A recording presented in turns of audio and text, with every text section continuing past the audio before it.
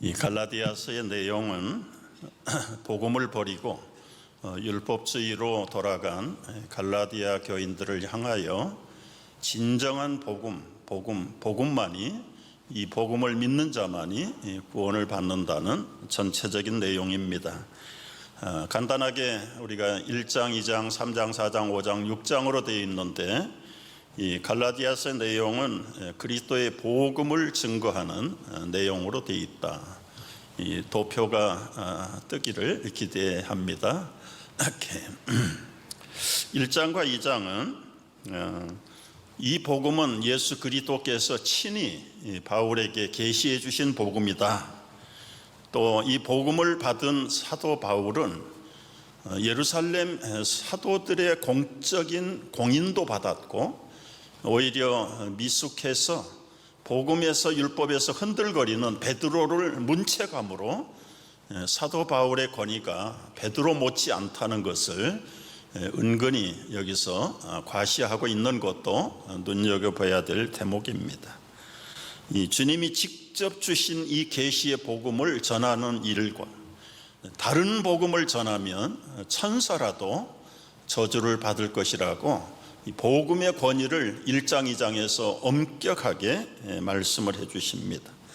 그래서 사도의 권위와 복음을 변증하는 내용이 1장과 2장의 내용이고, 3장과 4장은 이 복음과 율법으로 미혹하는데, 이 율법이라는 것은 결국은 복음이신 예수 그리스도에게 안내하는 초등교사에 불과할 뿐이다. 따라서 이 복음을 믿는 자만이 의인이 되고 구원을 받을 수 있는데, 오직 의인은 믿음으로 말미암아 예수의 복음을 믿음으로만 구원을 받을 수 있다는 이 복음의 교리를 집중적으로 3장과 4장에서 율법과 비교해서 설명을 하고 있습니다.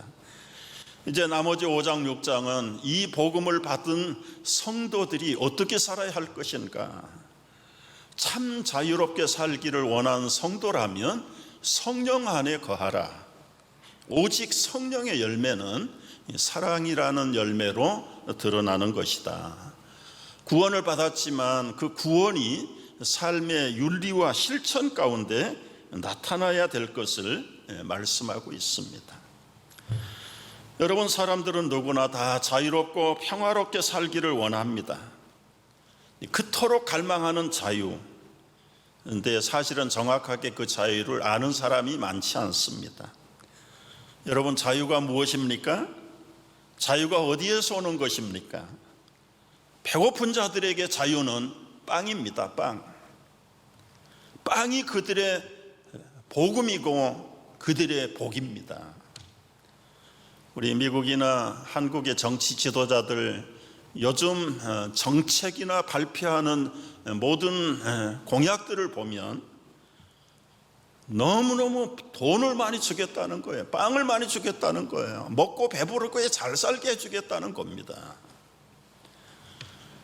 분별이 없는 시민들이 분별을 하지 못하고 그 현혹의 정체에 눈이 어두워서 지도자의 자격이 없는 사람을 뽑을까봐 온 나라가 지금 노심초사하고 있는 그런 가운데 있습니다.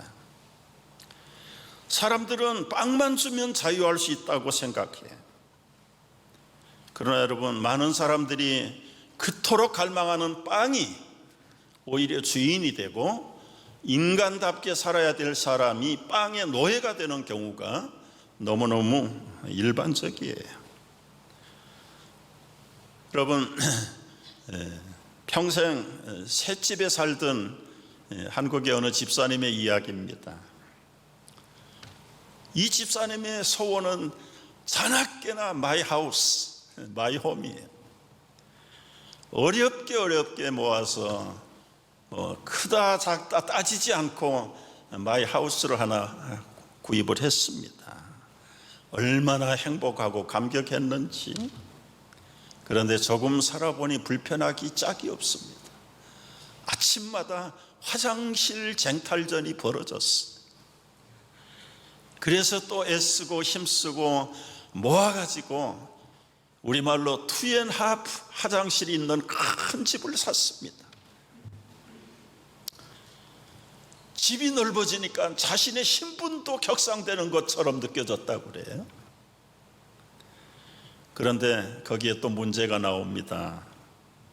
집이 너무 커서 청소하기가 힘들고, 어쩌다가 친구들을 만나면 도움도 없는 것이 큰 집만 사가지고 과시한다고 쑥덕거리는 소리가 마음을 상하기도 하고, 자유롭지 못했어요. 나중에는 그 큰 집 비워놓고 교회당 가는 것조차도 걱정이 돼서 교회당도 못 나가는 결과가 됐다. 자, 그렇다면 여러분, 누가 주인이고 누가 종입니까?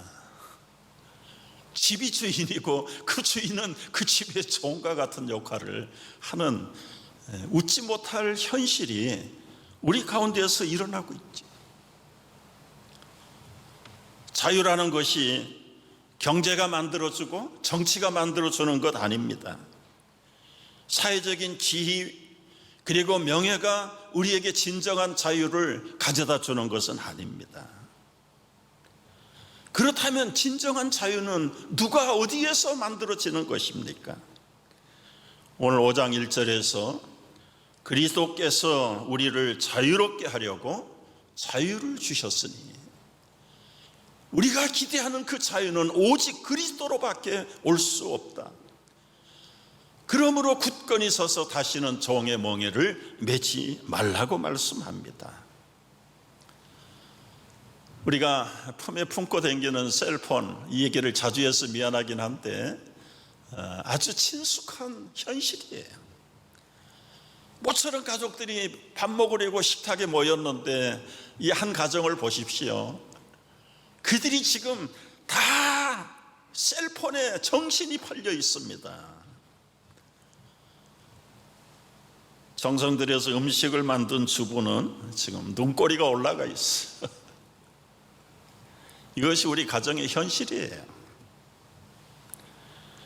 그리스도께서 우리를 자유케 하려고 자유를 주셨더니, 오히려 그 자유가 이제는 오히려 주인이 되고, 그 자유를 누려야 할 인간이 그 자유의 종이 되어버렸어. 그렇다면 그 자유는 진정한 자유일까요?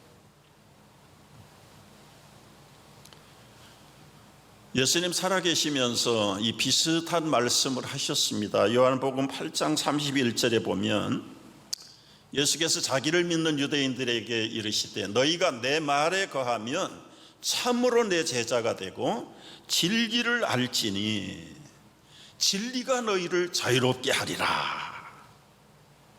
진실로 진실로 너희에게 이르노니 죄를 범하는 자마다 죄의 종이라. 종은 영원히 집에 거하지 못하되 아들은 영원히 거한다. 종은 죄의 종이 되지 말고 자유인이 되라. 자유인이 되라. 이 말을 받은 그 현장에 있던 유대인들의 반응이 무엇인 줄 아십니까? 우리가 아브라함의 자손인데 남의 종이 된 적이 없는데 어찌하여 우리가 자유롭게 되리라고 합니까? 여러분, 이국민족인 우리들도 그들이 노예 출신이라는 걸 다 아는데 영적인 침에 걸린 사람들입니까? 그들의 출발은 400년, 430년 애굽에서 노예하던 사람들의 후손들이잖아요. 불쌍히 여겨서 나라 세워줬더니 하나님 내버리고 우상 섬기다가 바벨론의 포로가 되어서 나라 잃어버리고 70년을 포로로 살다가 하나님이 돌려보내주셨는데, 아니 지금 예수님이 말씀하시는 그 시간도 로마의 식민지로 속박을 받고 있는 그 현실을 잊어버린 그 어리석은 유대인들은 살아있는 사람일까요?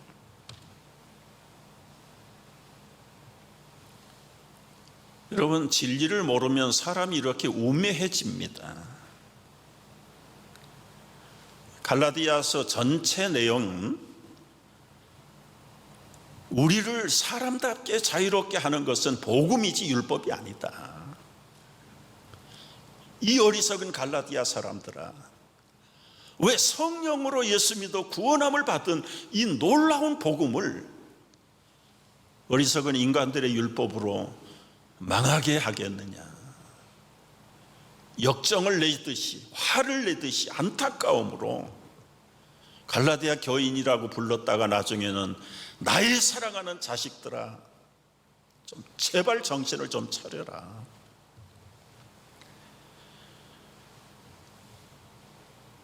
여러분, 사람들은 그 거저주시는 복음에 대해서 별로 실감을 느끼지 못한다. 그래서 뭔가 자기의 선행과 업적과 공로를 인간의 의지와 노력을 가미해야 내가 대가의 보상을 받은 것처럼 만족하다. 이런 못된 본질이 우리들 속에 있습니다. 진정한 자유는 인간의 공로가 아닙니다. 선행이 아닙니다. 하나님이 거저주시는 복음이라는 것이 진정한 진리와 자유인데, 바울은 이 율법주의자들에게 미혹을 받아서 이 고귀한 복음의 자유를 내버리고 스스로 율법의 종이 되어버린 갈라디아 교회 성도들을 바라보면서 과거의 역사를 들추어서 다시 한번 그들에게 깨우침을 줍니다. 4장에 나타나는 과거의 기록이에요. 역사적인 기록인데 한 사람이 두 아들을 낳은 사건입니다. 4장 22절 23절 이하의 내용인데, 기록된 바 아브라함에게 두 아들이 있었습니다. 하나는 여종에게서, 하나는 자유 있는 여자에게서 아들을 낳았는데, 여종에게서 난 아들은 육체를 따라 낳고 자유한 여자 아내에게서는 약속으로 말미암았다. 여러분, 이것이 창세기 기록된, 창세기도 모세 5경 율법서에 다 들어가는 거예요. 그 율법 시대에 한 아들과 또 다른 아들을 비교하면서 누가 진정한 자유의 아들인가를 바라봐라. 도표를 그려봤습니다. 아버지는 아브라함 한 하나님이세요. 이스마엘을 낳습니다. 이 이스마엘은 율법의 대표입니다. 이삭은 복음의 대표로, 여러분, 이스마엘이 그 어머니 하갈이에요. 여종에게서 났어요. 75세에 아브라함에게 아들을 주시겠다고 약속하셨는데 20-30년이 지나가도 징조가 나타나질 않습니다. 이미 우리가 아는 대로 아브라함의 아내 사라는 여인의 경수가 끝난 지가 옛날이에요. 어떻게 고목나무에서 꽃이 필 수 있겠는가? 사라 자신도 천사의 메시지를 듣고 비웃었다가 하나님한테 들킵니다. 자기가 자기를 너무 잘 아는데, 아니 이 늙은 할머니가 얘기를 나? 소도 웃겠다. 성경에는 없지만 너무 믿어지지 않아서 웃었다가 현장에서 들켰어요. 결국은 사라가 아브라함에게 제안해요. 여보, 당신도 나도 뻔히 아는데 이게 가능하긴 한 얘기입니까? 내 몸종 하갈을 줄 테니 거기서 아들을 하나 생산하시오. 그래서 낳은 아들이 이스마엘 있잖아요. 육체를 따라서 낳았다. 생리적으로 임신 가능한 여자를 택해서 육체의 법을 따라서 난 거예요. 그러나 이삭은 사람으로서는 불가능한, 그럼에도 불구하고 주시겠다고 하신 하나님의 약속을 따라서 불가능한 가운데서 25년 만에 아들을 주신 것이 이삭을 주었습니다. 그때 남편 아브라함은 100세고 사라는 90세였어요. 하갈에게 날 때 아브라함은 86세입니다. 이 남자는 죽을 때까지 아기 씨를 가지고 있는가 봐요. 각각 두 아들이 태어났는데 그들이 살아가는 거주지가 어디입니까? 결국은 이스마엘은 시내산 율법의 지배 밑에서, 이삭은 위에 있는 예루살렘 자유의 엄마의 품에서, 이스마엘은 종살이하는 노예로 살았고 이삭은 약속의 자녀로 살았다. 그들에게 돌아올 유업이 무엇입니까? 육체를 따라 난 자의 최후의 모습이 바로 이스마엘의 모습, 여자의 자유를 태어난 아들의 미래의 모습은 거듭난 성도의 모습이에요. 여러분, 이 두 아들을 비교해서 압축하면 대표적으로 비교할 수 있는 게 니고데모라고 하는 사람입니다. 니고데모는 율법 교사입니다. 이스라엘의 스승입니다. 선비입니다. 나이가 많습니다. 그럼에도 불구하고 땅에서 났고 복음을 몰라서 거듭나지 못한 육신의 사람입니다. 자기가 가지고 있는 율법이 만족하지 못했어요. 예수님에게 밤에 찾아왔지만 위로부터 거듭나지 아니하면 그 생명이 헛것이다. 이 말을 알아듣지 못하고 이 늙은 몸이 어머니 모태에 다시 들어갔다 나와야 합니까? 이 거듭남, born again의 진정한 뜻을 몰랐던 니고데모, 이것이 이스마엘의 대표예요. 세상 사람들은 이 땅에서 살고 건강하게 넓게 풍성하게 사는 것으로 그것이 진정한 자유고 생명이라고 착각을 하는데, 약속을 따라서 난 거듭난 하나님의 사람들은 이 땅의 삶이 전부가 아니라 영원히 천상에 있는 예루살렘의 자유로운 복음의 삶을 이 땅에서부터 누리고 영속되어지는 그 영원한 생명의 나라를 맛봐야 된다는 것이죠. 여러분, 이스마엘은 율법주의 인간의 노력으로 상징한 인물이라면 이삭은 하나님의 은혜로 만들어진 믿음의 상징입니다. 믿음. 이스마엘은 거듭남을 알지 못했지만 이삭은 위에 계신 아버지의 약속의 영으로 태어난 거듭난 사람.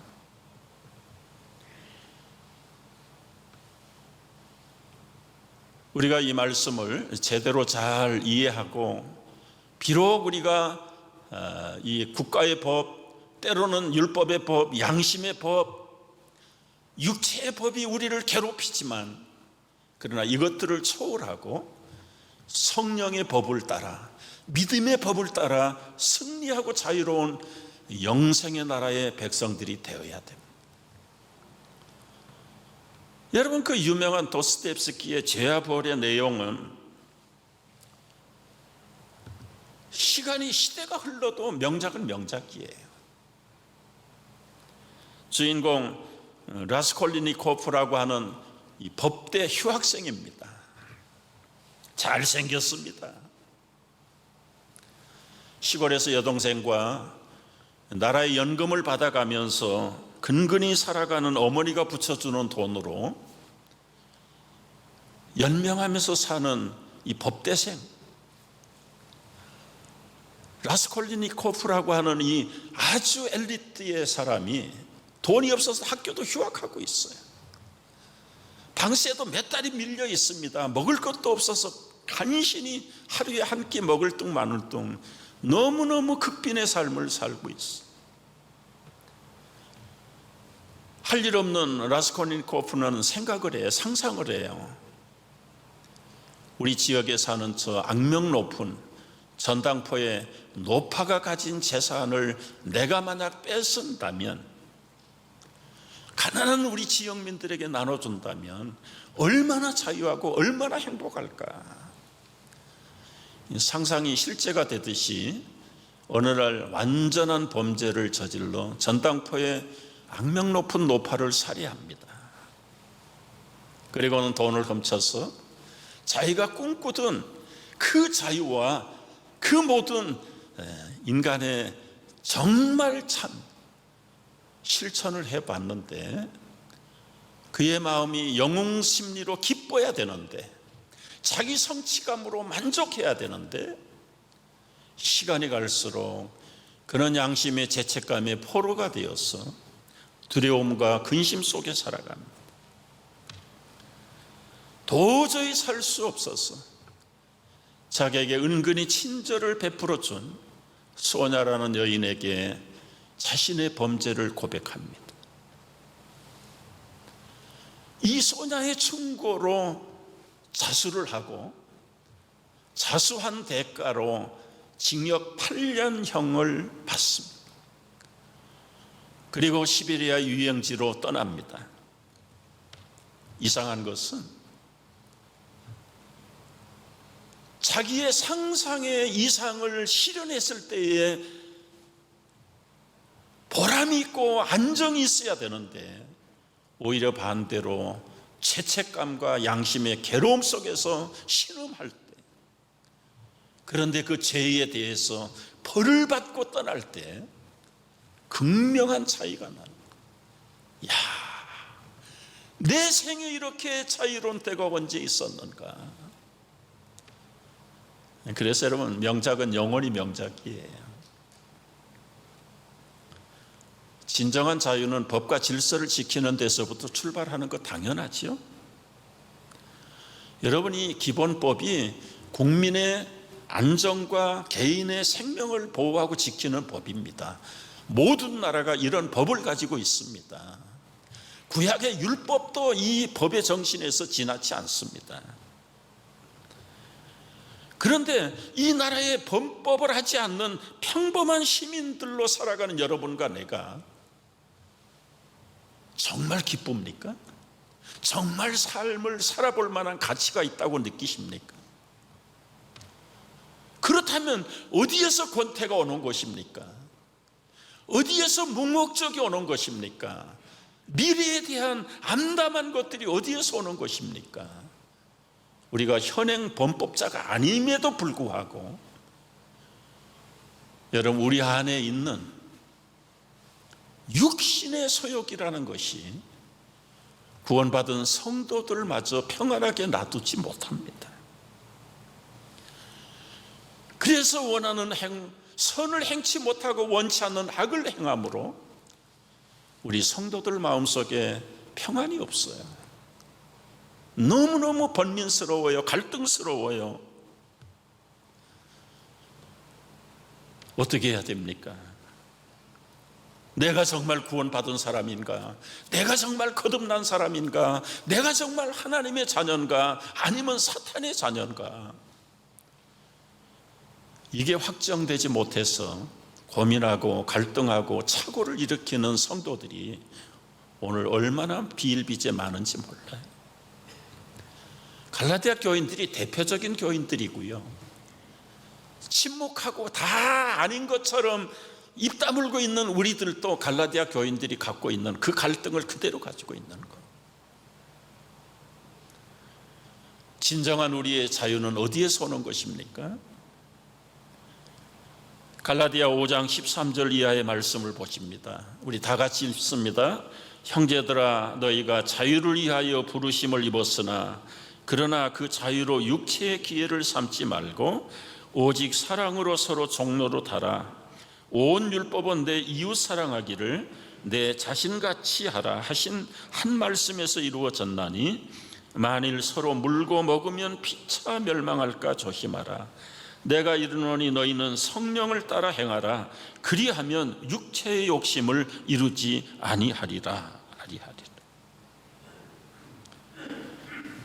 여러분, 우리 속에서 이 육체의 소욕이라는 원수들이 세보십시오. 15가지 원수가 시간도 장소도 가리지 않고 우리를 공격합니다.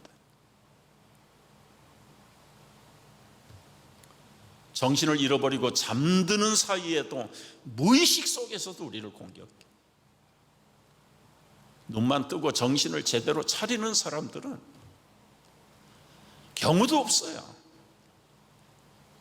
이 불쑥불쑥 나타나서 우리를 도전하는 이 육체의 소욕, 정욕, 음란한 생각들, 부정한 것들, 악한 것들,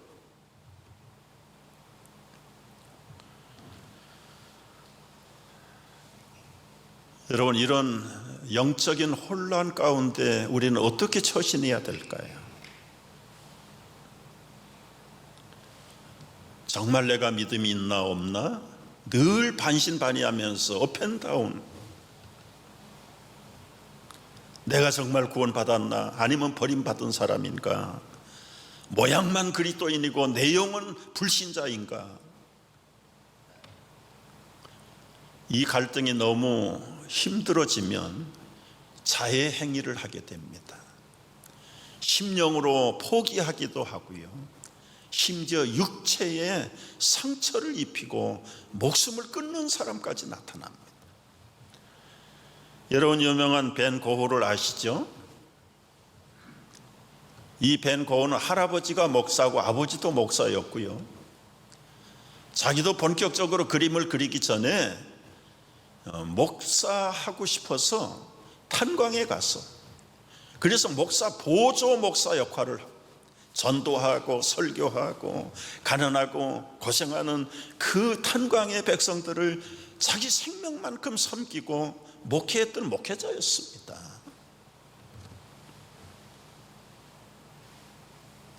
그런데 어느 날 목회지를 떠나고 참 그림에 몰두하기 시작하는데 화가 나는 게 너무너무 가난하잖아요. 자기 동생 태호가 겨우 보내주는 생활비에 연명하면서 살아가요. 그래도 너무 외롭고 너무 힘드니까 파리에 있는 고갱이라는 동료 화가를 불러가지고 그 자기 쪽방 같은 삶에서 같이 동거 생활을 합니다. 뭐 남색을 했다는 그런 얘기가 아니고요, 서로 의지하면서 이 화법이 비슷하니까 그 고갱을 친구 삼아서 살아가는데 동생 태우로부터 편지를 받아요.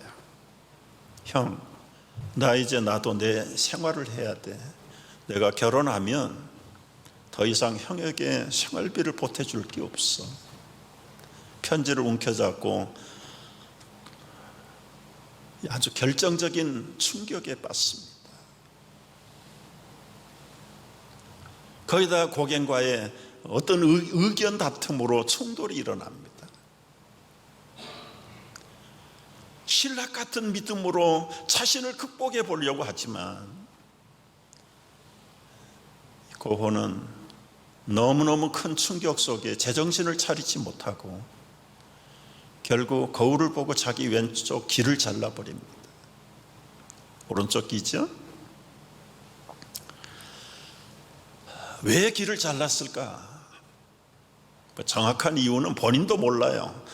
고호의 말년에 37살에 죽었는데 죽기 직전에 그의 정신 상태는 정상이 아니었습니다. 엄청난 우울증과 그 신앙의 확신을 잃어버린 상황 속에서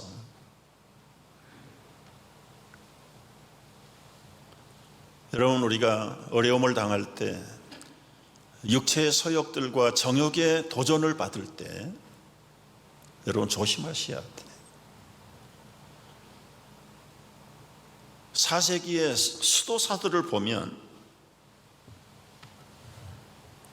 그런 세상의 정욕의 유혹을 피하기 위해서 은둔 생활해요. 가정을 떠납니다. 깊은 동굴로 들어갑니다. 사막으로 갑니다. 어떤 사람은 높은 기둥을 세워놓고 평생 그 기둥에서 내려오지 않고 살겠다고 올라갑니다. 성 아셉시마스라는 이 수도사는 그 정욕이 일어날 때마다 쇠사슬을 목에다 걸기 시작하는데 나중에는 얼마나 무거운 쇠사슬을 거는지 걸을 수가 없어서 겨우겨우 무릎으로 기어댕길 정도로 쇠사슬을 끌어안고 사는데도 자유하지 못한 사람. 마카리우스란 수도사는 6개월 동안 맨몸으로 그 늪지대에 들어가서 그 독한 모기들에게 다 뜯겨요. 6개월을 뜯깁니다. 마치 나환자가 썩어서 터지는 피부가 될 때까지 그럼에도 그 정욕에서 자유할 수 있었는가? 자유 못하는 거예요.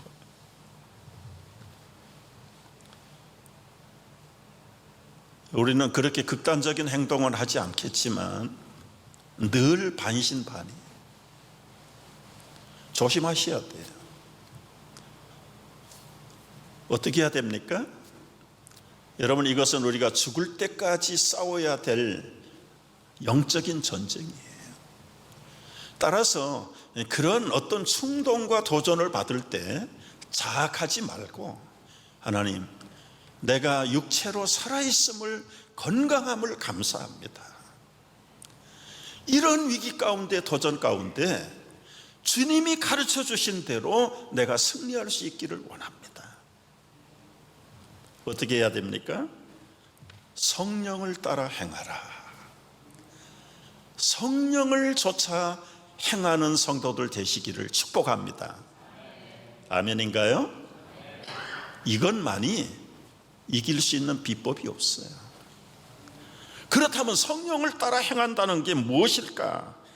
간단하게 결론적으로 세 가지만 말씀드려요. 첫째는 말씀 묵상, 기도 생활에 힘써야 됩니다. 여러분, 말씀은 살아있는 칼이라 그랬어요. 우리의 영과 혼과 관절과 골수를 찔러 쪼갭니다. 아멘입니까? 우리의 마음의 생각과 뜻을 판단하는 것이 예리한 살아있는 하나님의 말씀입니다. 말씀의 칼을 사용하십시오. 두 번째는 성령께 순종해야 된다. 여러분, 육체의 소욕, 성령의 소욕에서 선택과 결정은 누가 해야 합니까? 내가 해야 돼요. 여러분 하셔야 돼요. 어디에 순종할 겁니까? 육체의 소욕 앞에 순종하면, 여러분, 한 번만 순종하면 독사의 이빨 같아 가지고요, 물면 놓지 않습니다. 여러분, 흉내라도 내면 안 된다고 그랬어요. 만약에 독사의 이빨에 물려 있는 사람이 있다면, 주로 여러분, 이 성적인 범죄에 물려 있는 사람들이 이길 수 있는 방법은 그 연고지 떠나는 겁니다. 떠나야 돼요. 믿음으로 떠나지 못하면 몸으로 떠나야 돼요. 그 많은 결단이 없이는 성령께 순종할 수가 없어요. 인격적인 결단이 있어야 되고요, 실천하는 행동이 있을 때만이 육체의 소욕을 대적할 수 있는 거예요. 지금은 여러분 밤이 아닙니다. 자다가 깰 때가 벌써 되었다고 그랬어요. 낮의 아들들처럼 살아야 됩니다. 성령은 졸지도 주무시지도 아니하고 우리를 거룩한 하나님의 형상을 회복하기 위해서 우리를 감시하고 지키고 격려하고 이끌어 갑니다. 어느 쪽에 길을 열고 마음을 열 것입니까? 마지막 세 번째는 충만한 성령을 받으라. 술 취하지 말라. 이는 방탕한 것이니 오직 성령의 충만을 받으라. 이 성령의 충만이 어디에서 오는가? 오늘 갈라디아 5장 1절로 돌아갑니다. 다 같이. 그리스도께서 우리를 자유롭게 하려고 자유를 주셨으니 그러므로 굳건하게 서서 타시는 종의 멍에를 매지 말라.